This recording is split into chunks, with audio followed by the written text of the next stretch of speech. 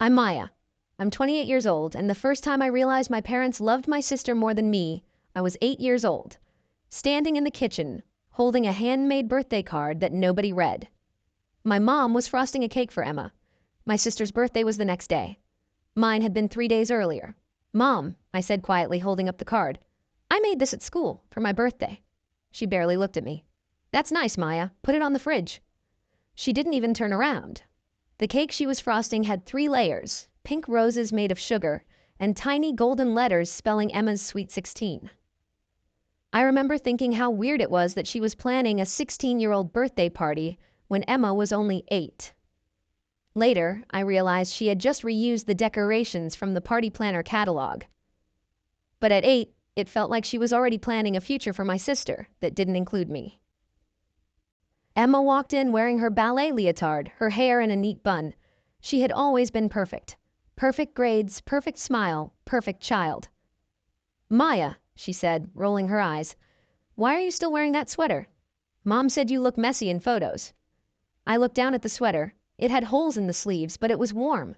Mom didn't say anything. She just smiled at Emma. "You're right, honey. Maya, go change. We're taking pictures for Emma's birthday invites." It wasn't even Emma's birthday yet, but it was already about Emma.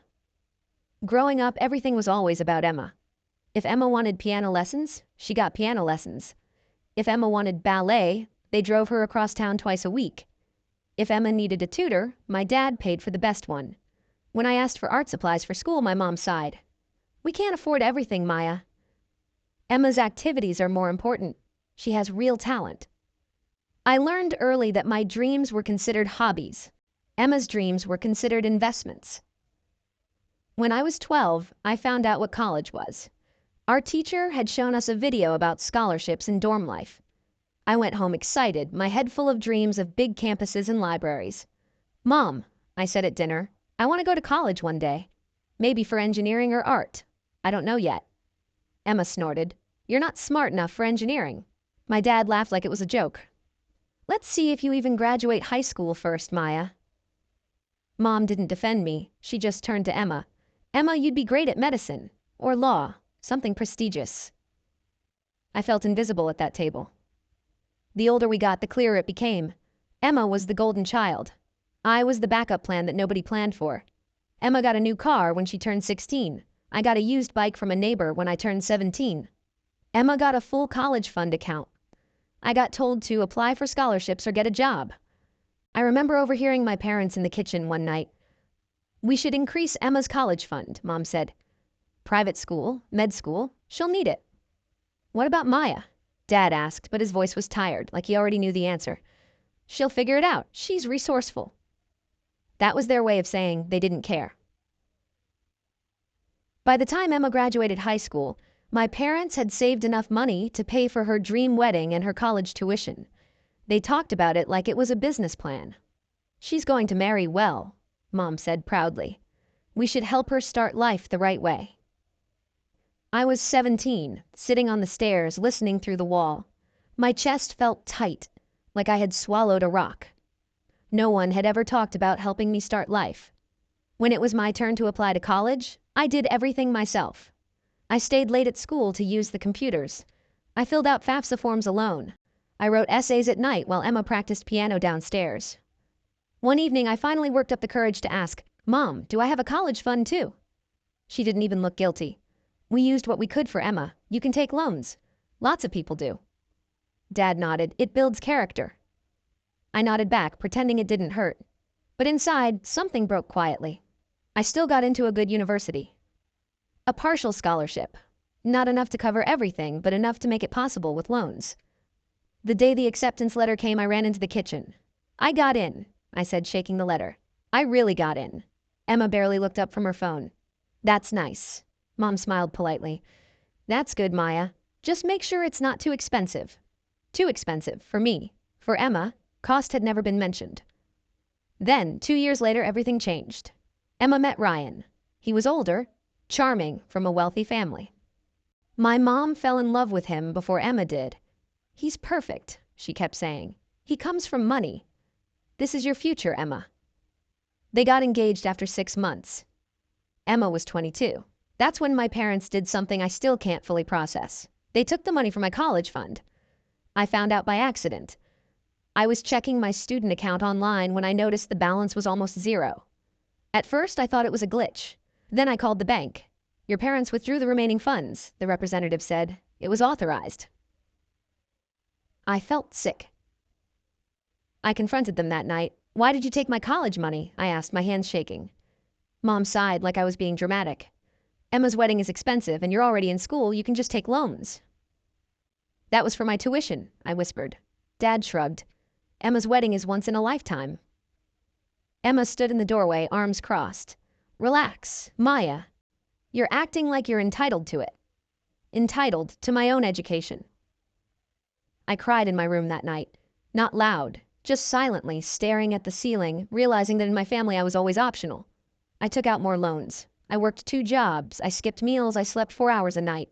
Emma's wedding was everywhere. My mom posted photos of the dress, the venue, the flowers. Dream wedding for my dream daughter, she wrote. I attended as a guest, wearing a borrowed dress. My parents sat in the front row. I sat with distant cousins. No one noticed. College was brutal, but it was also the first time I felt free. I studied computer science. I fell in love with coding, with building things, with solving problems that actually had logic, unlike my family. I spent nights in the lab, weekends at hackathons, summers in internships. No one paid for me. No one helped me. But for the first time, everything I achieved was mine. After graduation, I got a job at a small tech company, then a bigger one. Then I started my own project on the side. It started as a budgeting app for students drowning in loans because I knew exactly how that felt. I worked on it at night in tiny apartments, surviving on ramen and coffee. Then one day an investor emailed me. He wanted to meet. Meanwhile, Emma's life was falling apart. Her perfect husband wasn't perfect. He cheated. He spent money. He left. Their marriage lasted 3 years. She moved back home with my parents, and suddenly, the golden child wasn't so golden anymore. That's when she called me. Maya, she said softly, her voice tired. I need a favor. I hadn't heard from her in months. What is it? I'm kind of broke. Ryan drained everything. Can you lend me some money? I almost laughed, almost. The girl whose wedding was paid for with my college fund. The girl who called me entitled. The girl who got everything. Now she needed me.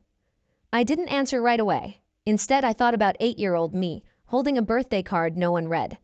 And I realized something. This wasn't just about money. This was about everything. I still remember the sound of the door closing behind me that night. Not slammed. Not dramatic. Just final. I walked down the driveway with my suitcase rolling over the cracked concrete, my mom's words still ringing in my ears. Your sister deserves a perfect wedding. You'll figure out college some other way. The house looked warm and golden through the windows. My sister Lily was in the kitchen laughing, probably planning flower arrangements with Mom. I didn't hate Lily. I hated what our family had turned us into. She was always the golden child. The pretty one. The one who could do no wrong. When she was 5, my mom framed her kindergarten drawings. When I won a science fair at 10, my mom said, "That's nice, honey," and went back to talking about Lily's dance recital. When Lily failed a class, my parents hired a tutor. When I got straight A's, they said, "Good. That's what you're supposed to do." So when they told me they had used my college fund to pay for her wedding, part of me wasn't even shocked. Just tired. I spent that first night on my best friend Mia's couch. Her parents didn't ask many questions. They just gave me a blanket and a bowl of cereal and said I could stay as long as I needed. I cried quietly into the pillow, not because of the money, but because I finally understood that I was never going to be their priority. The next few years were a blur of survival. I worked 2 jobs, one at a coffee shop in the mornings, one at a grocery store at night. I applied for every scholarship I could find. Most of them said no. A few said yes, but not enough to cover everything. So I took out loans. Big ones. I lived in a tiny dorm room with 3 roommates and a broken heater. I ate ramen, toast, and whatever free food the campus events offered. I studied until my eyes burned. While Lily posted photos of her honeymoon in Bali, she and her husband Mark looked perfect. He was tall, charming, from a wealthy family. My mom kept sharing their pictures on Facebook with captions like, "My beautiful daughter and her amazing husband, so proud." She never posted about me. College was hard. Not just academically, emotionally. Every time tuition was due, I felt like I was drowning. Every time I saw a girl whose parents paid for everything, I felt a twist of jealousy and shame. But I also felt something else. A quiet, burning determination. If no one was going to help me, I would build everything myself. I majored in finance and minored in computer science. I spent weekends learning coding, personal finance, investing, and entrepreneurship. While other students went to parties, I worked on side projects.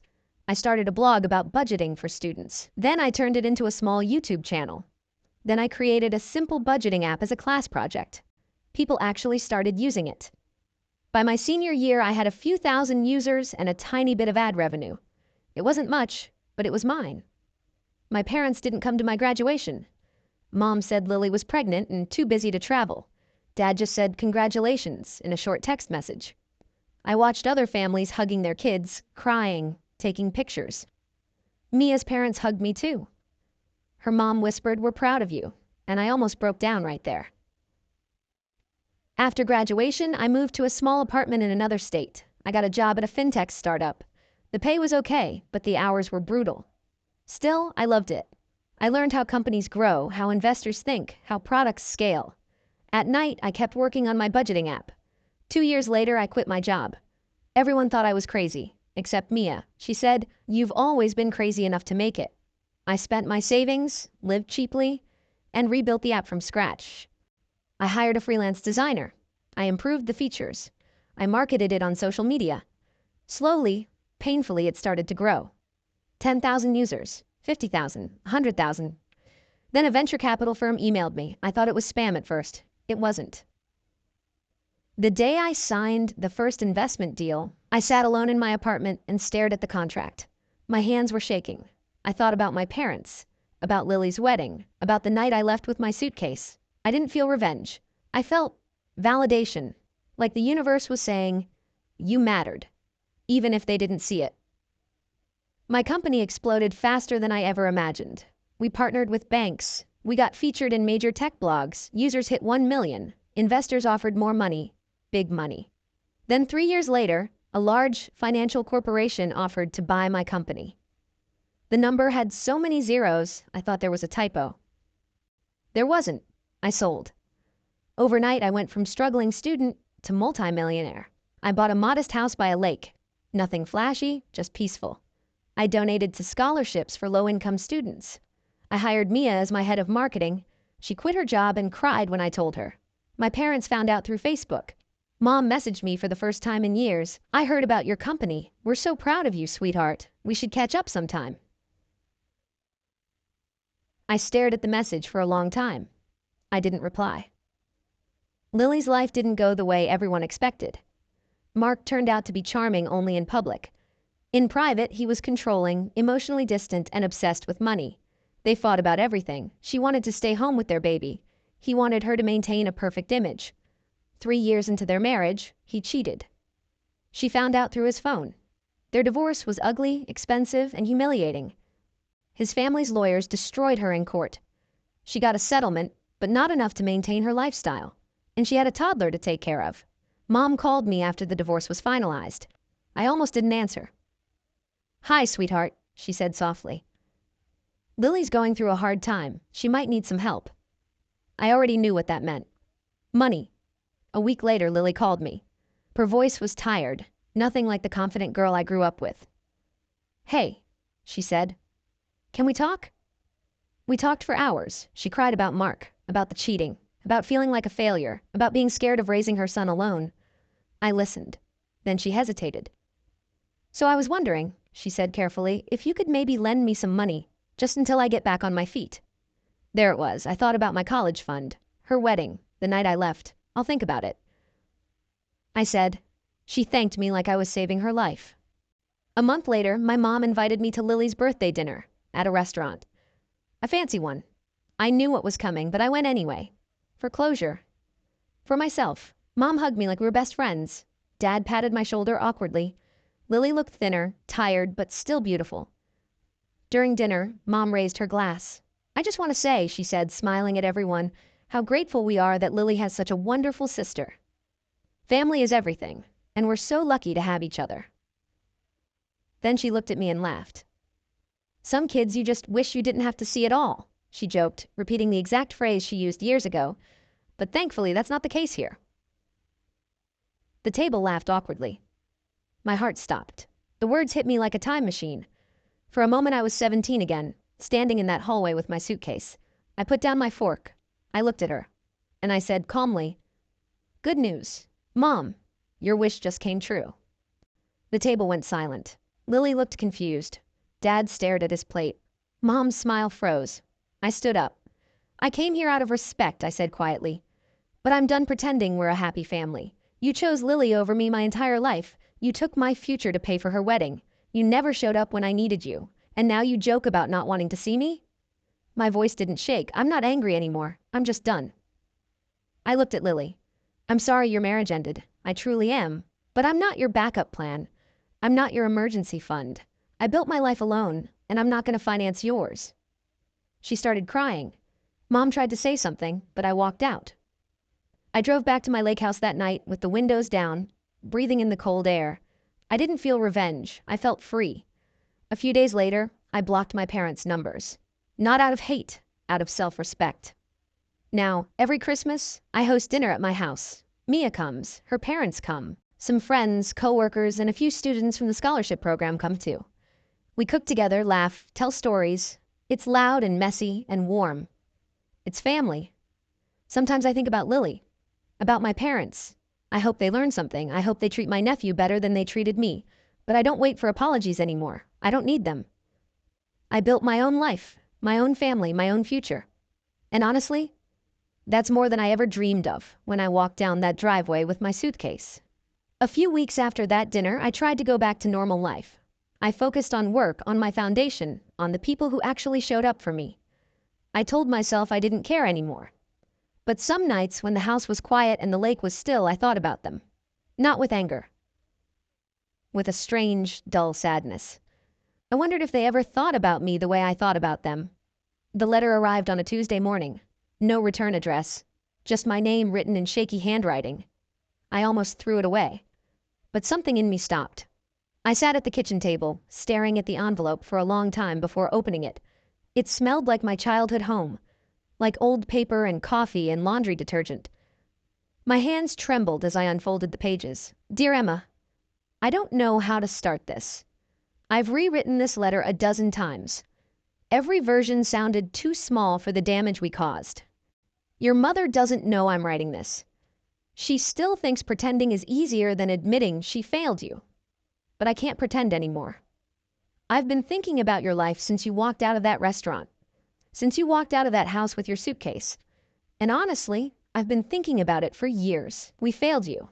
We chose comfort over fairness. We chose the child who needed less effort. We chose the path that required the least confrontation. When we took your college fund for Lily's wedding, I knew it was wrong. I should have stopped it. I should have fought for you. I didn't. I told myself you were strong, that you'd figure it out, that Lily needed us more. That was a lie I used to excuse my cowardice. You needed us too. We just didn't show up. I watched you grow into someone incredible from a distance. I saw your graduation photos, your company in the news, your foundation. I felt proud, but also ashamed that I wasn't part of that journey. You didn't just succeed despite us. You succeeded without us. That realization has haunted me. I don't expect forgiveness. I don't expect a relationship. I just needed you to know that I see it now. We broke your trust, your security, and your sense of family. And you were right to walk away. If you ever decide to talk, I'll be here. If you never do, I understand. You deserve better parents. And I'm sorry we weren't them. Dad. I sat there for a long time, the paper shaking in my hands. I thought I would feel angry or vindicated. Instead, I felt something like grief. Not for what happened, but for what could have been. A week later, Lily showed up at my door. No warning, no call. I opened it and froze. She looked different, older, tired, human. She held an envelope in her hand. "Can we talk?" she asked quietly. I hesitated, then stepped aside. We sat in the living room, sunlight spilling across the floor. She kept staring at the envelope like it weighed 1,000 pounds. "I read Dad's letter to you," she said. "He showed me a copy." I didn't say anything. She took a deep breath. I've been thinking about our childhood, about the wedding, about everything. Her voice cracked. I didn't realize how much they took from you to give to me. I was so focused on being the perfect daughter that I didn't see what it cost you. She opened the envelope and slid a check across the table. It was for the exact amount of my college fund, adjusted for inflation, plus interest. My heart stopped. I can't erase what happened, she said, but I can give this back. It was never supposed to be mine. I was a kid, but I wasn't blind. I just chose not to look. Tears ran down her face. I'm sorry, Emma. For the wedding, for letting them treat you like you didn't matter, for never standing up for you. You were always right, and I was too scared to admit it. She looked at me like she was afraid I would disappear if she blinked. I don't expect you to forgive me. I just needed to say it out loud. I stared at the check. For years, that money represented everything I lost. Security, trust, family. Now it was just paper. I looked at Lily. I don't need the money, I said quietly. Her eyes widened. I needed parents who cared, I continued. I needed a sister who noticed. That's what hurt, not the dollars. She nodded, crying harder. I know, but please take it. Let it be something, even if it's symbolic. I thought for a moment. Then I folded the check and put it in my pocket. Okay, I said, but I'm donating it to the scholarship fund, for kids like me. She nodded, relieved and ashamed at the same time. A few days later, Mom called. For the first time, she didn't sound cheerful. She sounded small. I heard about the letter, she said, and Lily's visit. I didn't answer. I didn't realize how badly I messed up, she whispered. I thought I was doing what was best for the family. I didn't see you slipping away. Her voice broke. I was wrong. You were always right, and I don't know how to fix that. I looked out at the lake. You can't fix the past, I said. But you can stop pretending it didn't happen. She cried quietly. I'm sorry, Emma. I'm so sorry. I didn't suddenly become close with them. We didn't turn into a perfect family. But something shifted. They stopped defending themselves. They stopped rewriting history. They finally told the truth. And that mattered. Sometimes Lily visits with her son. He calls me Aunt Emma. He sits on the dock and asks me about my company and my house and my life. He tells me he wants to be an inventor. I smile and tell him he can be anything. Sometimes Dad visits too. He brings old photos. We talk about the past without pretending it was perfect. Mom is quieter now, more careful, more honest. I use the return money to expand the scholarship program. Every year, I meet students who remind me of myself. Kids whose parents can't or won't help. Kids who are brilliant and scared and determined. I tell them my story. Not as a revenge tale, but as proof that neglect doesn't define you. Looking back, I don't think I was the unlucky child. I was the unseen child. And in being unseen, I learned how to see myself. My parents finally admitted they were wrong. My sister finally admitted I was right. And I finally stopped needing their approval. Sometimes closure doesn't come from winning. It comes from being heard. And for the first time in my life, they were listening.